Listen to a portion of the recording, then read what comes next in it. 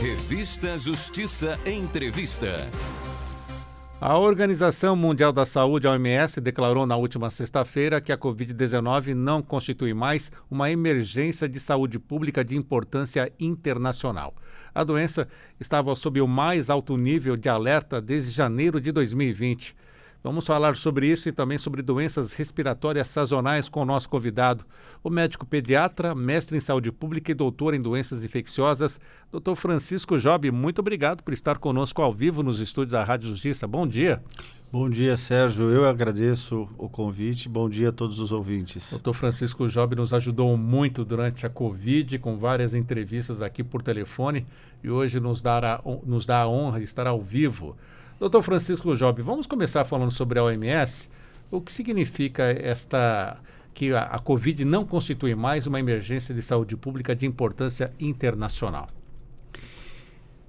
Em primeiro lugar, a Covid é o maior acontecimento em saúde pública e provavelmente um dos grandes acontecimentos da história dos últimos 100 anos, junto com a Segunda Guerra, junto, inclusive, talvez tão importante, mais importante do que a Primeira Guerra.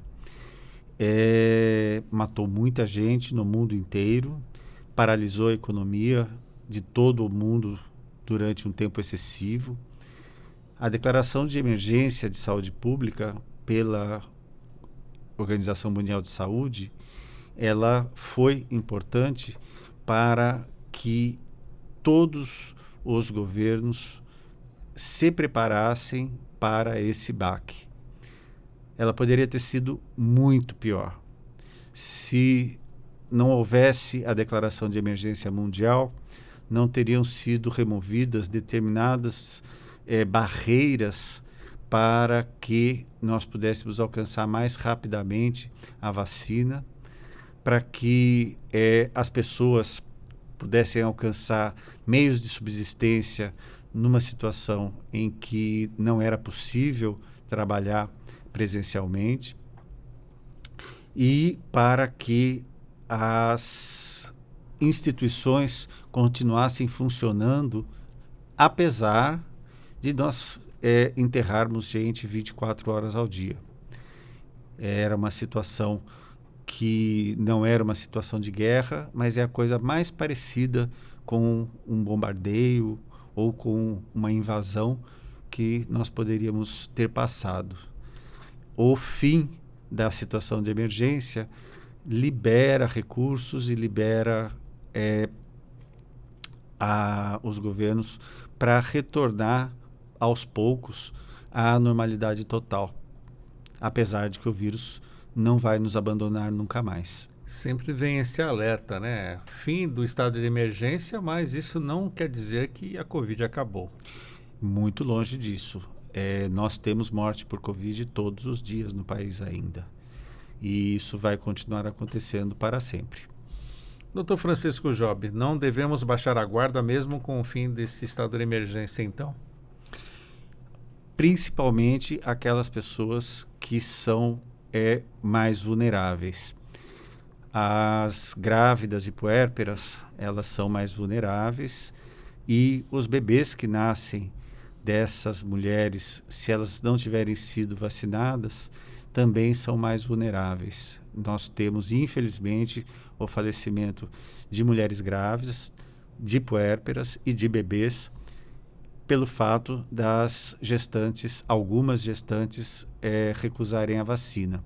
É raro, mas nós temos algumas pessoas que morrem, do mesmo jeito que nós ainda temos gestantes, puérperas e bebês que morrem de H1N1, que já está conosco desde 2009 e também não vai nos abandonar. Ele só sofre mutações? Exatamente, ele sofre mutações. As vacinas, elas servem para determinadas cepas, que são as que estão circulando mais, e ao mesmo tempo, quando você se protege de determinadas cepas, as outras acabam crescendo e sofrendo mutações. Isso é a história da virologia desde que ela existe, e que passou a ser uma coisa discutida em boteco é por causa do Covid. Mas a virologia é isso. Os vírus, eles têm taxas de mutação que podem ser conhecidas, inclusive medidas, mas não podem ser previstas. E tanto o vírus da gripe quanto o vírus da Covid sofrem mutações com bastante frequência.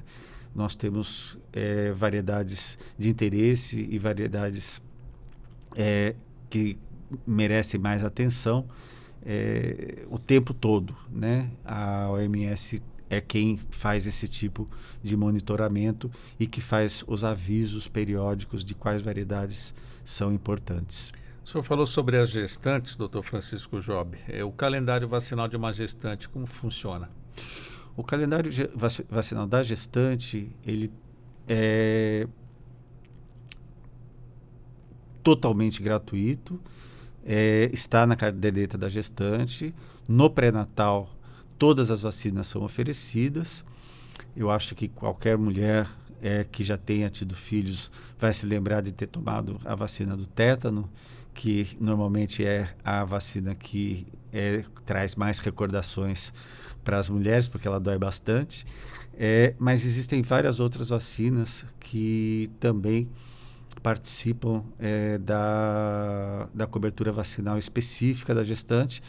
A gestação não é uma doença, mas ela se parece muito. Ela diminui muito a imunidade da mulher, porque uma parte dos recursos metabólicos dela vão para o crescimento do bebê. A mesma coisa para a puérpera, que ainda não se recuperou totalmente de ter tido a criança. E a mesma coisa o bebê, que recebe os anticorpos direto da mãe enquanto está dentro da barriga. Esses anticorpos vão protegê-lo durante os primeiros dias, durante as primeiras semanas, durante os primeiros meses de vida. Então é por isso que é tão importante a cobertura vacinal de todas as mulheres gestantes, e é por isso que é tão importante a cobertura de pré-natal para 100%. E uma gestante, ela pode ser vacinada a qualquer momento? Existe um período antes do parto? Como funciona? O ideal é que ela seja vacinada assim que comece o pré-natal, porque ela, a partir do momento em que fica grávida, ela já é mais suscetível a doenças mais graves, a apresentar uma maior gravidade, tá certo, quando adoece. E conte para a gente, doutor Francisco Job, como foi para o senhor o desafio como médico, né, como especialista em saúde pública, o combate às fake news? Deixou muito estrago? Ah, sim. A politização de um assunto científico sempre é muito complicada e sempre foi tratada como folclore. Ainda existe gente que acredita que a AIDS não existe e que o vírus da AIDS é uma invenção. Ainda existe gente que não acredita que o homem foi à Lua.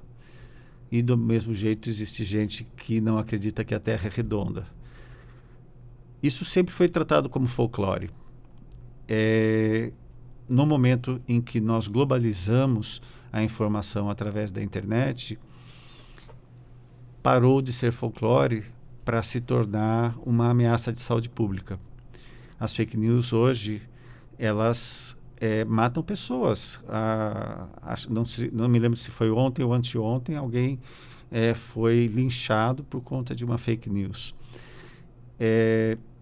E isso é uma coisa que eventualmente vai ser possível minorar o efeito com o uso da inteligência artificial, mas foi bastante assustador ver uma coisa que nós tratávamos como folclore ter um impacto que teve no controle da doença. A emergência de saúde pública da Covid, a emergência mundial, ela foi bastante ferida por conta de fake news, em alguns países mais do que outros. E já que estamos falando de fake news, tem muita notícia que circula falando sobre as vacinas. Vamos esclarecer o nosso ouvinte, doutor Francisco, porque nós estamos acompanhando agora muitos casos de mortes súbitas, pessoas tendo aí problemas cardíacos que não tinham, e a vacina está levando a culpa de muita coisa. Só pode esclarecer para o nosso ouvinte, afinal, a vacina tem alguma culpa nisso? A vacina com certeza não tem nenhuma culpa, ela é tremendamente segura por ser, inclusive, uma nova tecnologia. A vacina contra a Covid é uma vacina de RNA mensageiro, então ela não tem proteína, ela não vai produzir nenhum efeito maléfico, daninho. O que nós não sabemos é o que acontece com as pessoas que tiveram a Covid antes de vacinar-se e qual é o efeito que a vacina tem, o efeito protetivo que a vacina tem de longo prazo para as pessoas que se infectaram depois de ter sido imunizadas. A vacina ela não protege contra a infecção, a vacina protege contra a doença grave. É isso que é importante que as pessoas tenham em mente. Ela diminui a quantidade de internações e diminui a quantidade de mortes, em especial para idosos, que é a população alvo, a população chave, que deve ser sempre priorizada para a Covid. Nós tivemos um impacto tremendo sobre idosos e foi uma coisa que foi muito triste ver o que aconteceu. Com relação às pessoas mais jovens, a gente tem que levar em consideração que é uma doença muito recente, é uma doença do ano 2020. Nós não temos tempo suficiente para analisar todos os efeitos de médio e longo prazo, porque o médio prazo não chegou ainda, o longo prazo ainda está muito longe. Então, nós sabemos que existem efeitos, ou melhor, parece que existem efeitos sobre o sistema nervoso central, parece que existem efeitos sobre o sistema cardiovascular, mas nós não temos isso totalmente tabulado. Nesse momento, nós não temos como dar uma resposta completa sobre o impacto que a epidemia de 2020, 2021 terá em 10, 15, 50 anos. Ainda pouco se sabe, então, como o senhor está explicando para nós, médio e longo prazo, mas lembro de casos, por exemplo, de uma advogada muito conhecida nossa aqui da Rádio Justiça, que ela foi tratar do coração, havia uma miocardite, e quando foi ver, essa miocardite tinha sido disparada pela Covid. Então, mais ou menos por aí que a gente não tem um radar, uma projeção do que ela pode trazer nesse médio e longo prazo. Exatamente. Existe uma impressão muito forte dos neurologistas e dos psiquiatras que a infecção pelo vírus acelera os quadros de demência e alguns outros quadros neurológicos. Mas nós não temos ainda tabulados esses números de maneira a dizer que isso é uma verdade científica sólida, né? O que a gente chama de evidência forte, né? Mas existem evidências suficientes já para dizer que o coronavírus ele não é somente um vírus respiratório que mata rapidamente. Ele é um vírus que tem um vírus que tem efeitos de médio e longo prazo que ainda são desconhecidos porque não chegamos lá. Vamos falar ainda sobre vacinas. Tivemos as iniciais, muitas pessoas que seguiram o calendário se vacinaram pelo menos 4 vezes, né, contra a Covid. Temos agora a bivalente. O que é essa vacina bivalente, doutor Francisco?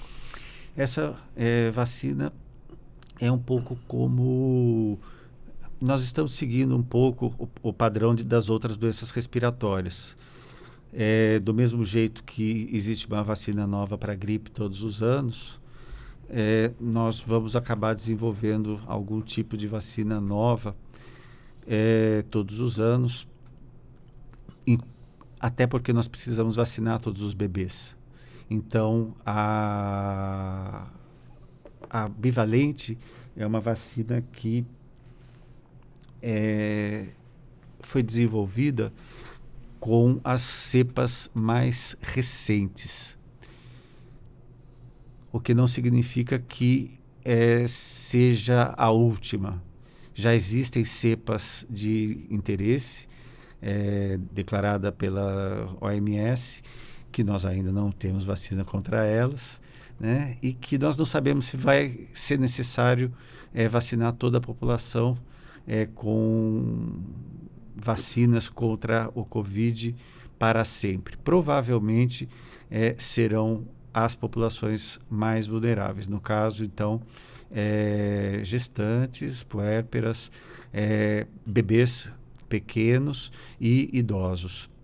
E a diferença dessa da bivalente para as anteriores, ela tem uma proteção maior para as novas cepas? Na realidade, é que as vacinas anteriores eram para cepas específicas, e esta é para 2 cepas ao mesmo tempo. Nós temos vacinas contra a gripe, por exemplo, com 6, 8, 10, 12, 15, 20 cepas de vírus de gripe. Como eu disse, por analogia, nós estamos fazendo alguma coisa parecida com a vacina contra a Covid.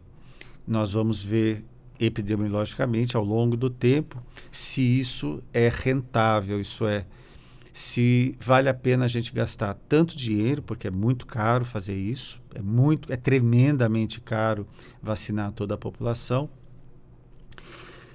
se a repercussão disso em termos de saúde pública, em termos de economia de mortes e economia de internações, se isso vale a pena ou não. Ou se vale a pena que o vírus continue circulando, ele não mata mais a maior parte das pessoas, está suficientemente imunizada, e a gente vai ver por quanto tempo que a imunidade causada pela vacina e pelas infecções dura. Isso só o tempo. Doutor Francisco, fim da emergência de saúde pública da Covid, mas acredito que ela deixou algumas coisas, né, para o nosso dia a dia, a prática. O senhor acredita que as pessoas mudaram também seus comportamentos, a forma de se prevenir contra a doença? A pessoa antes ia resfriada para o trabalho, agora já não vai mais? Houve um impacto muito grande. Como eu disse, é o impacto de uma guerra. Tanto o impacto econômico, nós hoje temos metade da população brasileira em situação de instabilidade alimentar, e nós temos, ao mesmo tempo, mudanças de comportamento que poderão ou não ser permanentes. O tradicional aperto de mãos e o tradicional abraço, que não são parte de todas as culturas, mas era parte muito importante da nossa, hoje em dia a gente já vê pessoas que cumprimentam com as mãos para trás, né? Então, nós continuamos vendo pessoas usando máscara, que era uma coisa que a gente achava curioso no Japão e na Coreia, mesmo antes da pandemia, e que provavelmente será um hábito incorporado por muitas pessoas, até porque eu acho que não apenas eu, mas todos os asmáticos podemos dizer que foram os melhores anos da nossa vida, porque diminuiu muito a quantidade de contato com alergenos, né, substâncias que produzem broncoespasmo e infecções respiratórias por outros vírus. Então, eu que tenho asma, não tive asma no ano 2020 e 2021, porque eu usei máscara o tempo todo. E outros asmáticos vão poder dizer a mesma coisa. Continua usando ainda máscara? Sim, eu inclusive estava com ela aqui, daqui a pouco eu você tirei agora há encontra. pouco. Tirei para usar o microfone. Exatamente. Voltando rapidamente à Covid, o que temos hoje de cepa nova? Como o senhor vem acompanhando também as novidades da Covid? Olhe, até por uma questão de esfriar o assunto, existe muito pouco na literatura. Hoje é um momento de reunir evidências para publicar no futuro, né? Publicar nos próximos anos. Tem pouca coisa sobre Covid atualmente. O principal que eu acredito que vai ficar é a nova maneira de fazer vacina. Essa vacina contra a Covid, ela foi desenvolvida pela Pfizer, ela está em desenvolvimento pela Pfizer há mais de 15 anos e era para ser lançada daqui a sabe-se quantos anos como vacina do câncer, né? Com o dinheiro que a Pfizer conseguiu acumular com a venda do Viagra, ela tinha $500 bilhão para investir no desenvolvimento de vacinas e ela estava desenvolvendo a vacina contra o câncer. Já com essa tecnologia RNA. Já usando a tecnologia do RNA. E com a emergência de saúde pública, ela pôde simplesmente trocar, em vez de fazer para o RNA que produziria uma resposta imunológica contra as células malignas, ela fez um RNA para a produção de uma resposta imune contra uma proteína essencial do vírus, que é a proteína que permite que o vírus infecte células. E provou que é uma tecnologia tremendamente segura. Inclusive é uma vacina que não dói tanto assim, né? Eu fiz a comparação com a vacina do tétano, quem já tomou uma vacina de tétano sabe. E seguramente nos próximos anos essa tecnologia vai estar sendo usada já que foi provado que ela é segura, para os objetivos iniciais que se imaginava para ela, né? Então, nós veremos nos próximos anos o lançamento de vacinas contra diversos tipos de câncer baseados nessa tecnologia. Do mesmo jeito que a Covid deixou uma herança muito triste, né, das mortes dos nossos entes queridos e de uma piora da qualidade de vida, da capacidade de consumo das pessoas, ela vai deixar uma herança positiva no sentido de uma nova tecnologia que nós vamos poder utilizar e nós utilizaremos com certeza. Doutor Francisco, falamos sobre os comportamentos que a Covid trouxe, né? Falamos da máscara, mas também devem permanecer outros procedimentos, né? Sobre lavar as mãos, o uso do álcool, o que mais? Isso é o que nós chamamos de procedimentos básicos de higiene, né? O médico ele sempre lava as mãos entre um paciente e outro. Sempre foi assim, continuará sendo. Os enfermeiros, o médico não te toca, mas lava a mão, né? Frequentemente o médico não te toca, mas lava a mão ao entrar no quarto do paciente. Eu tive acompanhando a minha mãe e o médico entrava, lavava as mãos, ficava de longe, conversando, depois saía, né? Entrava no outro quarto, lavava as mãos novamente. Então, assim, muitas vezes ele não toca, mas é importante que ele tenha incorporado o hábito de lavar as mãos. E assim tem que ser com a gente também. Assim tem que ser com a gente também. O ideal é que a gente também não toque o rosto, né? O hábito de tocar o rosto, e nós que usamos óculos somos especialmente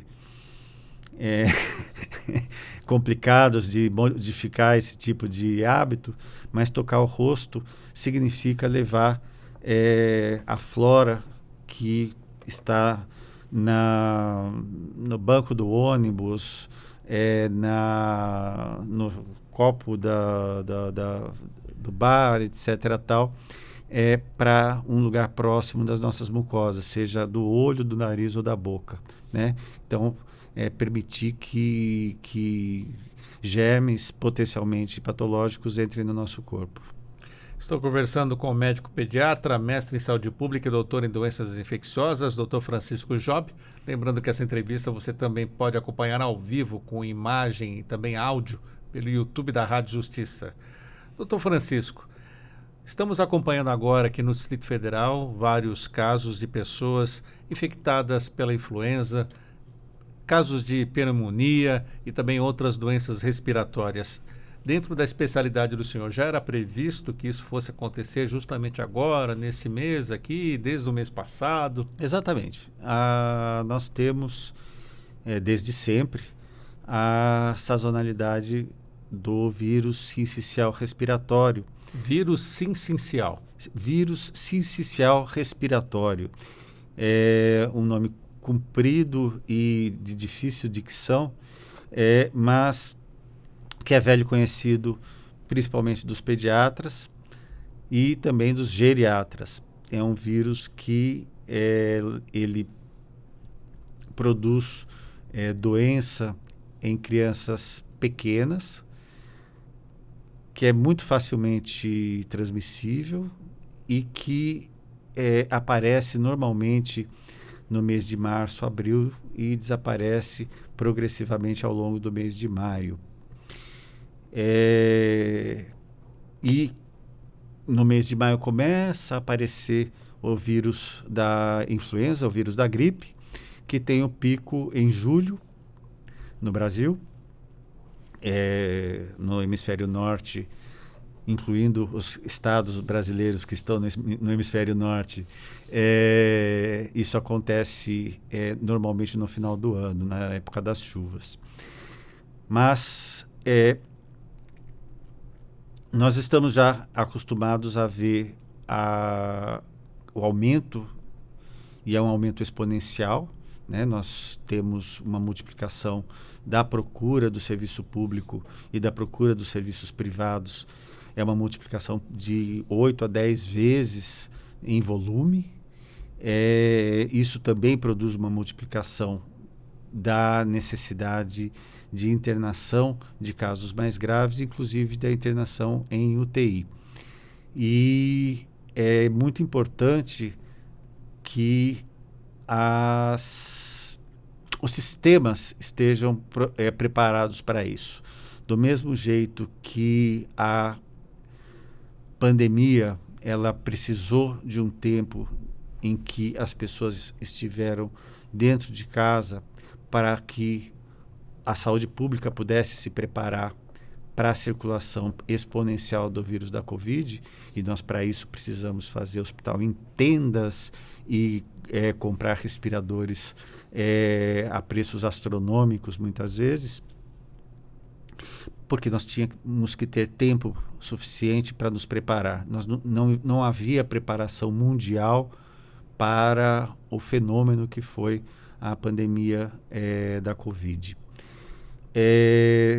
Por outro lado, para o vírus sincicial respiratório e outros vírus respiratórios estacionais, né, desta estação, nós temos a capacidade de saber, porque isso sim é previsível.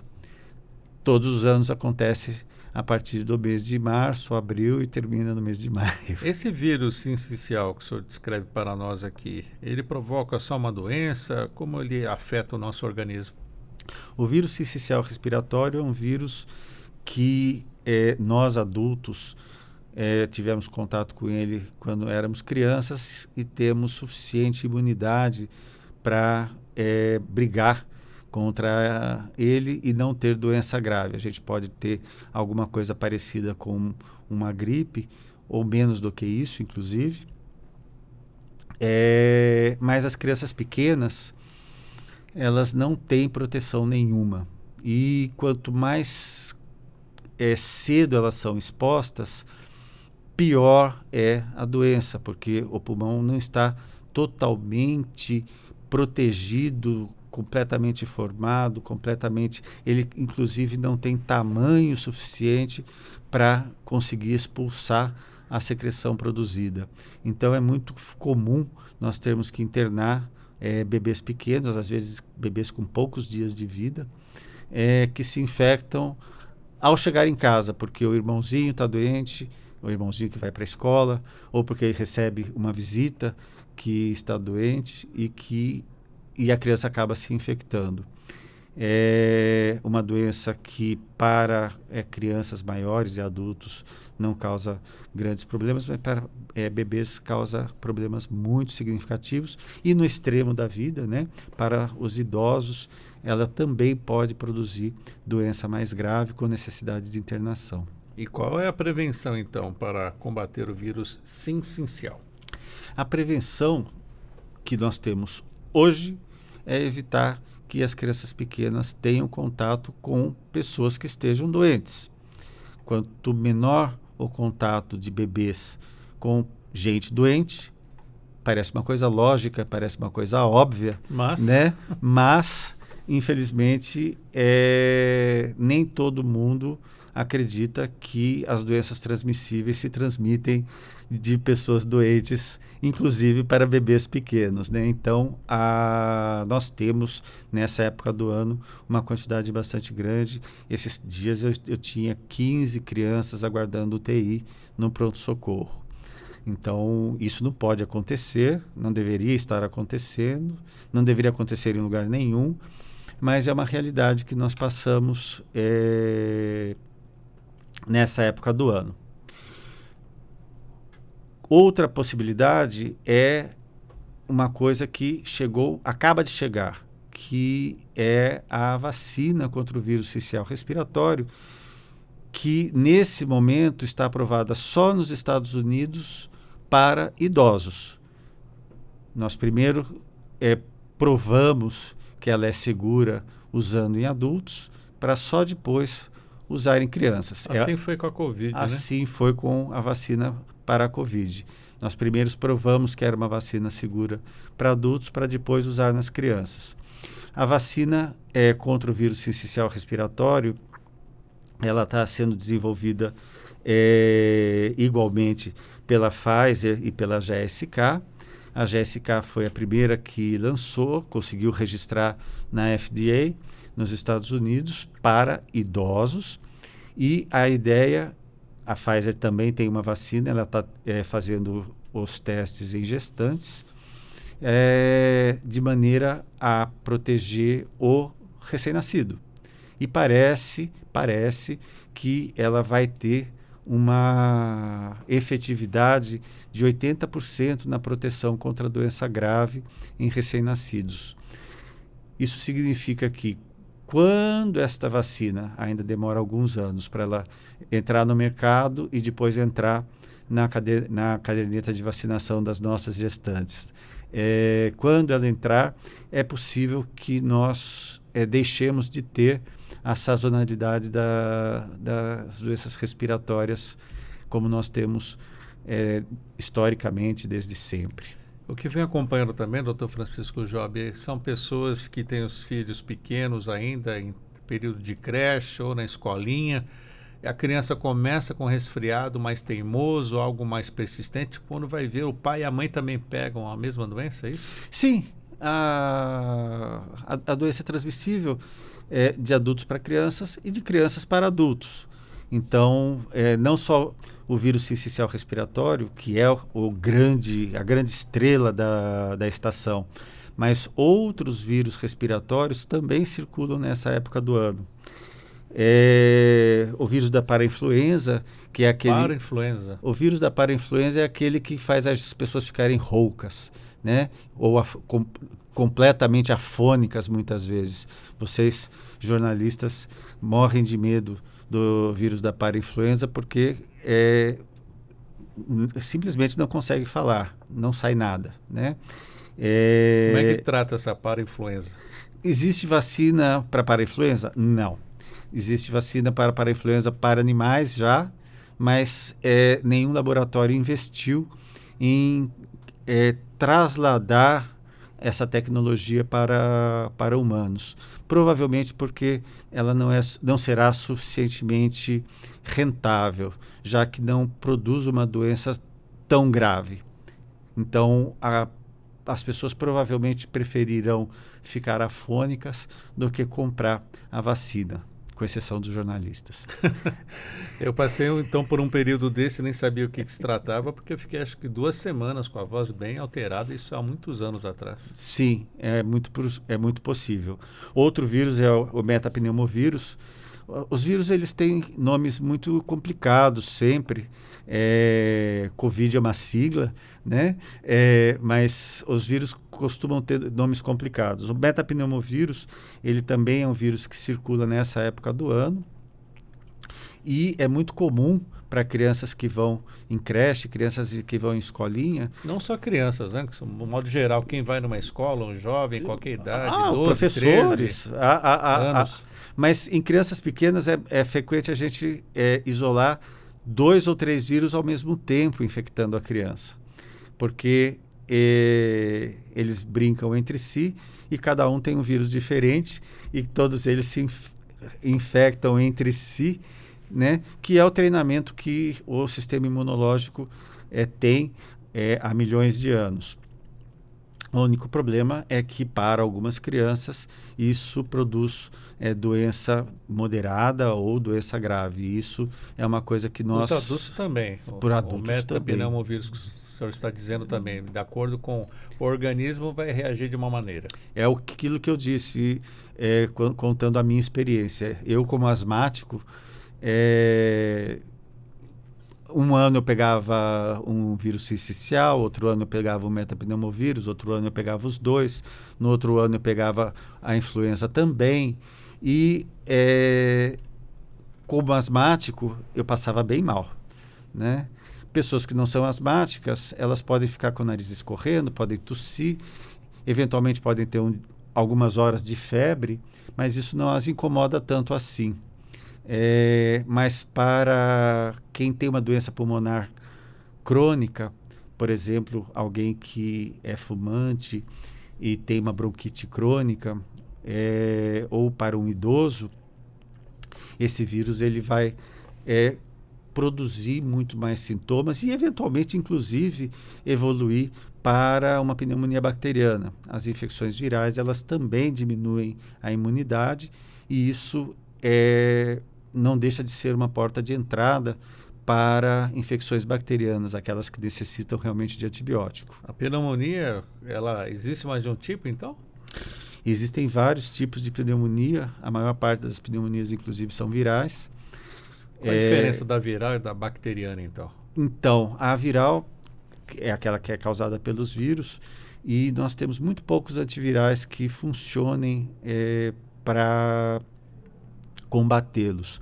Nós temos contra a influenza, e a gente usa normalmente para crianças pequenas e pessoas imunodeprimidas. Nós temos vamos chamar de um concentrado de anticorpos contra o vírus sincicial respiratório, que nós usamos também para as crianças muito pequenas, né? Crianças prematuras, por exemplo, que se infectam pelo vírus sincicial, elas recebem esse concentrado de anticorpos para diminuir a gravidade da doença. Crianças cardiopatas também. Mas nós não temos muito mais no nosso arsenal para tratar doenças virais.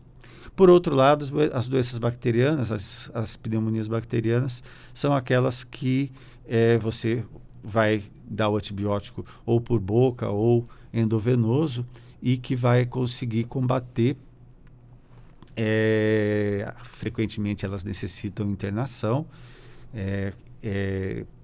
Para crianças, principalmente, é raro nós tratarmos desde o início sem internação. Normalmente a gente interna para observar qual que vai ser a reação que a criança vai ter durante os primeiros dias de tratamento, para que o tratamento seja o mais seguro possível e para que não haja surpresas. Os pediatras odiamos surpresas. Imagino, todo mundo. O senhor falou sobre a questão que 13 crianças aguardando uma UTI. 15. 15 crianças aguardando uma UTI. A estrutura brasiliense está bem deficitária, então? A estrutura brasileira como um todo. Uma UTI, ela pode custar de 3 a 5 mil reais ao dia de custo. Só custo. Não é o preço. O preço é muito mais do que isso. Se você não tem um plano de saúde e necessita pagar do seu bolso uma diária de UTI, é muito provável que você perca uma parte do seu patrimônio nisso.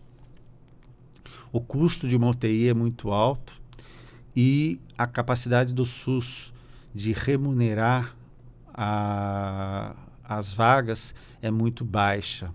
A remuneração atual que o SUS oferece aos hospitais é de 600 ou 700 reais por diária de UTI, que custa de 3 a 5 mil. Né? E esse custo elevado das UTIs é justo, na opinião do senhor, ou é a questão do interesse do lucro?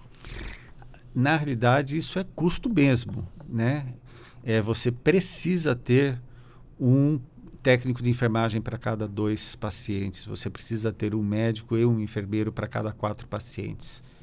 Porque você precisa. São pacientes graves, gravíssimos. Muitos deles vão morrer. E todas as possibilidades que você tiver de salvar a vida da pessoa, você tem que utilizar. Então, são pacientes normalmente que recebem prescrições imensas, com 12, 15 itens, que estão monitorizados frequentemente com monitorização invasiva. Isso é aquela que você introduz catéteres até o coração para conseguir fazer uma monitorização adequada. Então, é muito caro você ter um paciente na UTI. Não é somente o preço, como eu disse. Sim. É óbvio que não deixa de ser, num hospital privado, não deixa de ser um negócio. Sim. Né? Assim, a minha UTI tem menos mortalidade do que a sua. Portanto, eu vou ter mais clientes do que você. E por isso eu vou poder cobrar mais caro. Mas no setor público, a repercussão é diferente e a maior parte da população usa setor público. Nós temos só 30% de cobertura de planos de saúde e o uso de medicina privada do próprio bolso, né, sem nenhum tipo de plano de saúde, é praticamente residual. A maior parte da população usa o SUS, Sim. tá certo? E não há, nesse momento, orçamento suficiente para a demanda que nós temos. Então, não vamos comparar a beleza, não vamos comparar o conforto que o SUS oferece aos seus usuários. A gente vai ter que comparar a efetividade. Para a quantidade de orçamento que nós temos, a efetividade ainda é suficiente, mas ela está em queda. Nós não estamos melhorando a efetividade do SUS. Nós estamos em queda. Doutor Francisco, vamos falar um pouco aqui da região centro-oeste. O senhor veio de São Paulo para cá. Este risco com as doenças respiratórias é maior aqui no centro-oeste? Temos características próprias aqui da região? Sim, a questão do ar mais seco, que nós estamos entrando agora, né, no período mais seco do ano, ele predispõe para aquelas pessoas que já têm doença respiratória uma facilidade maior de desenvolver sintomas. E, caso elas tenham uma infecção respiratória, uma maior probabilidade de desenvolver uma infecção grave. mas isso é contornável com um mínimo de cuidado, né? Então, a questão da higiene das mãos e da higiene da higiene respiratória, a umidificação do ambiente, a evitar lugares muito cheios nessa época do ano, exatamente para evitar o contato com pessoas que estejam doentes, né? Festas, restaurantes, eventos, igrejas. Mudou, inclusive, na missa católica, né? Que as pessoas davam-se as mãos e em alguns lugares mais carismáticos davam abraços e beijos, né? Isso mudou com a epidemia da Covid e eu espero que se mantenha dessa maneira também para sempre, porque vai diminuir a quantidade de infecções e vai diminuir principalmente a quantidade de infecções graves em pessoas idosas, que são o público desse tipo de evento, né? Acho que nas duas pontas, né? As crianças e os idosos, que temos que ter mais cuidado. Porque tem a imunidade mais comprometida. Doutor Francisco, vamos fazer aqui uma utilidade pública, então, trazendo as formas de prevenção contra as doenças. Vamos começar pelas crianças, por onde o senhor gostaria de trazer um apanhado geral para o nosso ouvinte que está acompanhando esse assunto tão interessante, são as doenças, as gripes e também essas doenças respiratórias. Eu vou contar uma piada, né? Assim, que é uma piada que rodou um pouquinho entre os pediatras, né? Que se nós pudéssemos, a gente mandaria as crianças para a escola só a partir dos 2 anos de idade, né?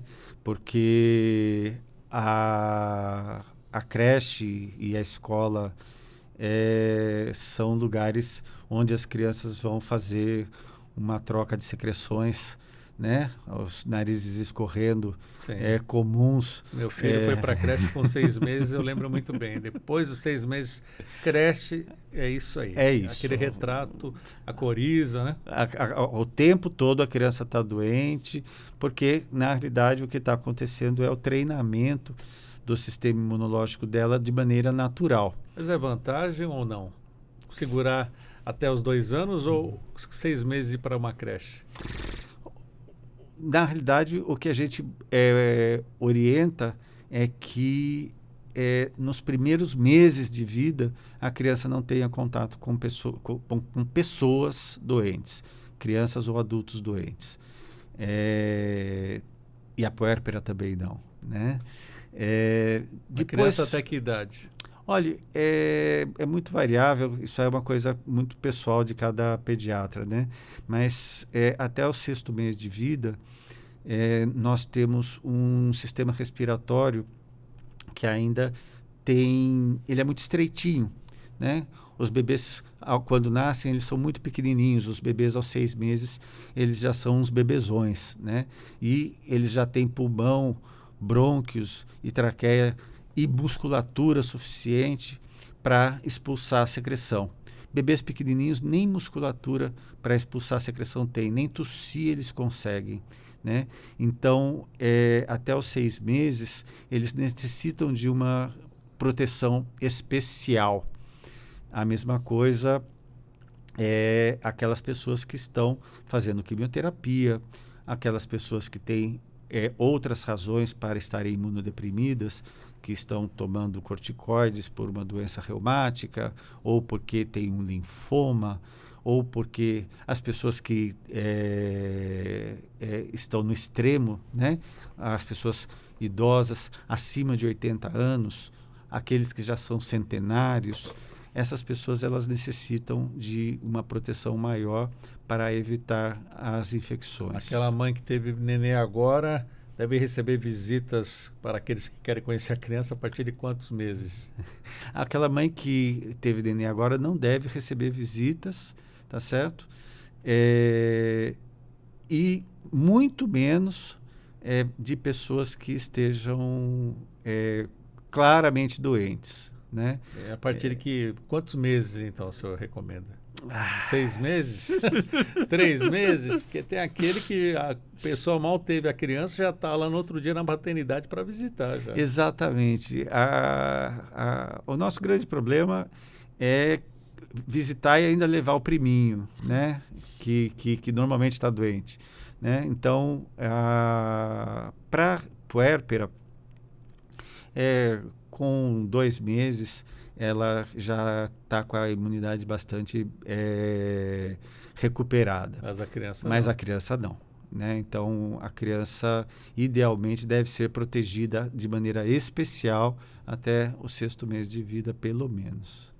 Tá certo? Sim, doutor Francisco Job. E vamos falar, então, sobre as prevenções. Né? Falamos das crianças, dos idosos e aquela situação da criança na creche que veio para casa já com um sintoma. O que fazer, então, para que aquele pai, aquela mãe não deixe de trabalhar porque vai pegar a doença do filho?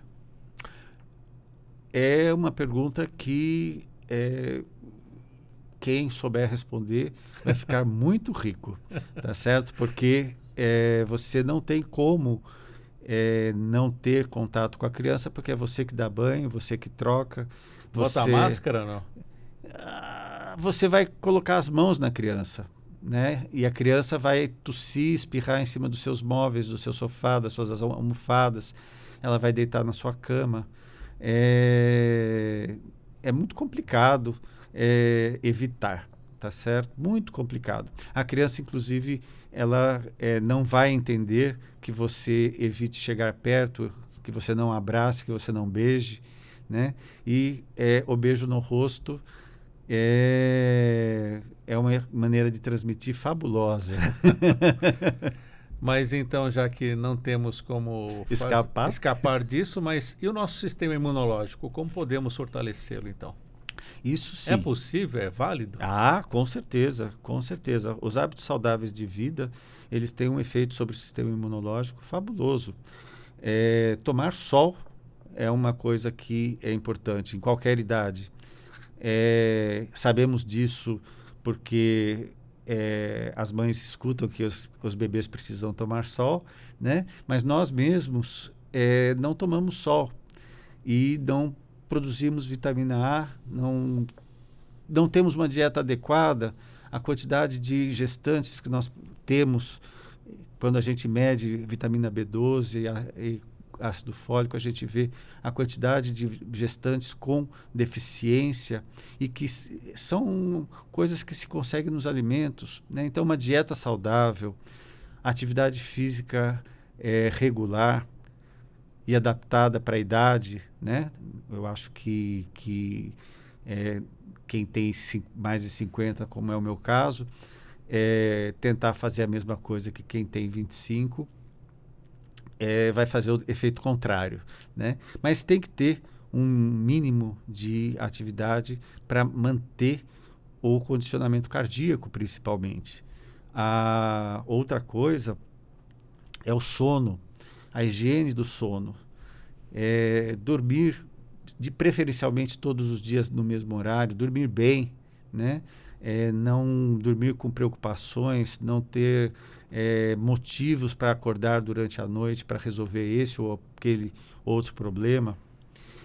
Não usar drogas, não usar, inclusive, as drogas lícitas, né? Nós temos drogas lícitas, que é o caso do álcool, que é a droga com maior impacto em saúde pública no mundo.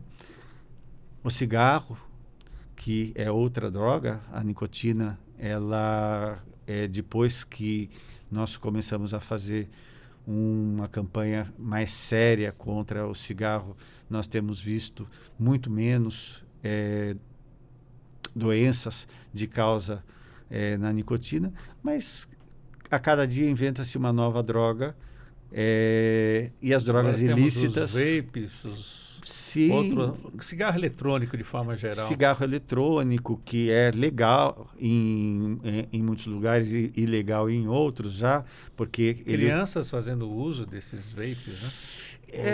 Como que é os pods, né? E o grande problema disso ainda por cima é que você pode ter queimadura do sistema respiratório, e a queimadura do sistema respiratório pode matar em minutos, né? Então, infelizmente, nós temos mortes por essa razão, e é uma coisa que nós inventamos isso com a desculpa de que com isso nós teríamos menos tabagismo, e na realidade nós estamos fazendo o contrário, nós estamos reintroduzindo os jovens ao hábito do tabaco. Mas a gente estava falando sobre prevenir doenças, né? No Brasil nós temos menos o uso de drogas ilícitas de via injetável, mas na Europa, eu morei bastante tempo lá, é muito comum o uso de drogas injetáveis e é muito comum as mortes por sobredose de doença injetável. A gente lê no jornal sobre isso, né? A epidemia de mortes por fentanil nos Estados Unidos. Nós não temos praticamente isso no Brasil, nós temos muito pouco. Essa droga era destinada para o quê? Essa droga é um anestésico que não é difícil ser produzido e está sendo produzido como qualquer outra droga comercial. Essa é a droga zumbi, não? Não. O fentanil, ele é um opioide, né? Como também é a heroína, mas muito mais forte do que a heroína.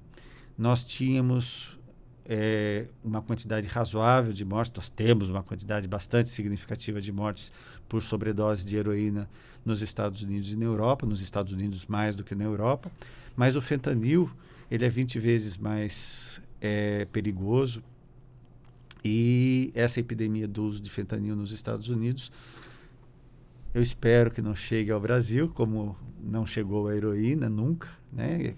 Eles têm uma epidemia desde os anos 60 de uso de heroína, e isso não chegou ao Brasil de forma epidêmica, é uma coisa esporádica.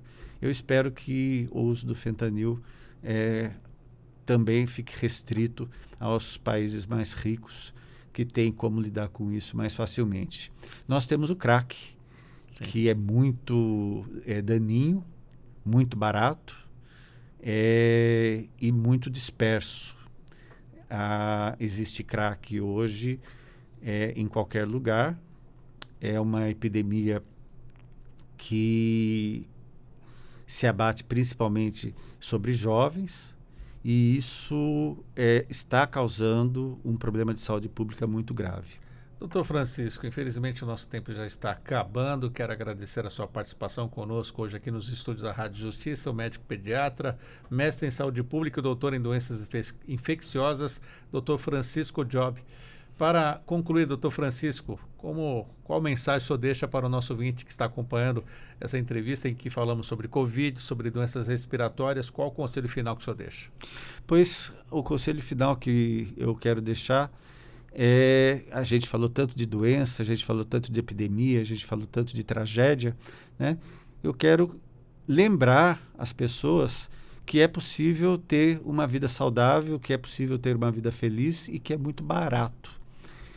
Você pode caminhar, você pode caminhar ao sol pela manhã, você pode ter uma dieta saudável, e a dieta saudável normalmente ela não é mais cara do que a dieta baseada em produto ultraprocessado de pacotinho, que é mais prático, né? Mas que é muito menos saudável. Você pode aprender a ter uma higiene do sono, porque o sono é o momento em que nós fazemos a reposição realmente de toda a nossa, para quem acredita nisso, toda a nossa energia, né? Para acordar feliz no dia seguinte. Então, sejam saudáveis e sejam felizes. Obrigado mais uma vez por estar conosco. Muito obrigado, Sérgio, pelo convite.